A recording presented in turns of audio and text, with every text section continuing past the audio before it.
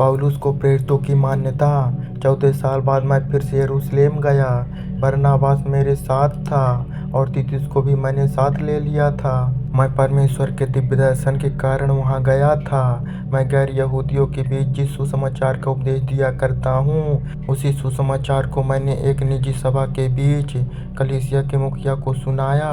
मैं वहां इसलिए गया था कि परमेश्वर ने मुझे दर्शाया था कि मुझे वहां जाना चाहिए, ताकि जो काम मैंने पिछले दिनों किया था या जिसे मैं कर रहा हूँ वह बेकार ना चला जाए। परिणाम स्वरूप तीतुस तक को, जो मेरे साथ था, यद्यपि वह यूनानी है, फिर भी उसे खतना कराने के लिए विवश नहीं किया गया। किंतु उन झूठे बंदों के कारण जो लुके छुपे हमारे बीच भेदों के रूप में यीशु मसीह में हमारी स्वतंत्रता का पता लगाने को इसलिए घुस आए थे कि हमें दास बना सके। यह बात उठी, किंतु हमने उनकी अधीनता में घुटने नहीं टेके, ताकि वह सत्य जो सुसमाचार में निवास करता है तुम्हारे भीतर बना रहे। किंतु जाने माने प्रतिष्ठित लोगों से मुझे कुछ नहीं मिला। वे कैसे भी थे, मुझे इससे कोई अंतर नहीं पड़ता।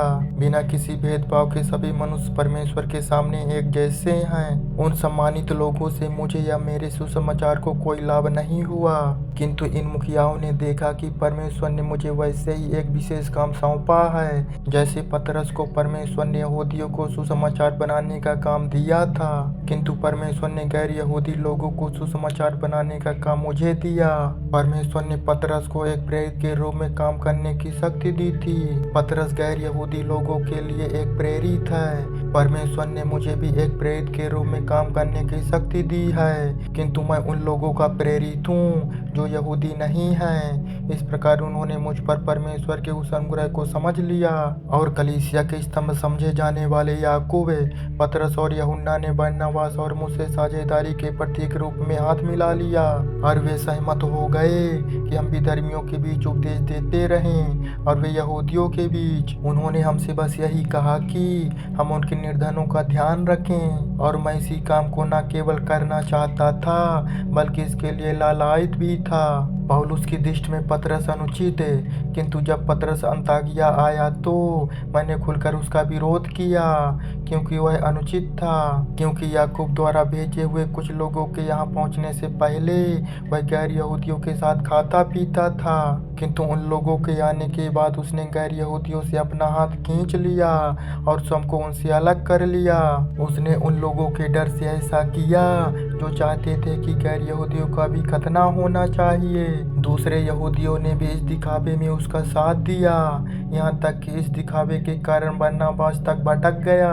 मैंने जब यह देखा कि सुसमाचार में निहित सत्य के अनुसार वे सीधे रास्ते पर नहीं चल रहे हैं, तो सबके सामने पतरस को कहा, जब तुम यहूदी होकर भी गैर यहूदियों का सा जीवन जीते हो, तो फिर गैर यहूदियों को यहूदियों की रीत पर चलने को भी बस कैसे कर सकते हो। हम तो जन्म के यहूदी हैं, हमारा पापी गैर यहूदियों से कोई संबंध नहीं है। फिर भी हम यह जानते हैं कि किसी व्यक्ति को व्यवस्था के विधान का पालन करने के कारण नहीं, बल्कि यीशु मसीह में विश्वास के कारण नेक ठहराया जाता है। हमने इसलिए यीशु मसीह का विश्वास धारण किया है, ताकि इस विश्वास के कारण हम नेक ठहराए जाएं, न कि व्यवस्था के विधान के पालन के कारण, क्योंकि उसे पालने से तो कोई भी मनुष्य धर्मी नहीं होता। किंतु यदि हम जो यीशु मसीह में अपने स्थिति के कारण धर्मी ठहराया जाना चाहते हैं, हम ही विधर्मियों के समान पापी पाए जाएं, तो इसका अर्थ क्या यह नहीं है कि मसीह पाप को बढ़ावा देता है?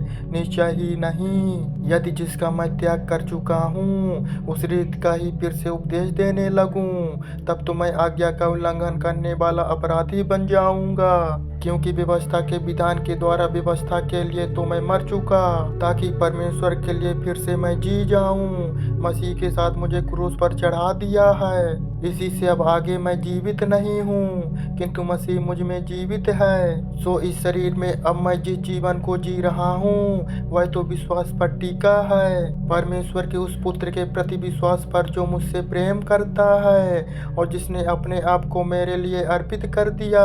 मैं परमेश्वर के अनुग्रह को नहीं नकार रहा हूँ, किंतु यदि धार्मिकता व्यवस्था के विधान के द्वारा परमेश्वर से नाता जुड़ पाता तो मसीह बेकार ही अपने प्राण क्यों देता।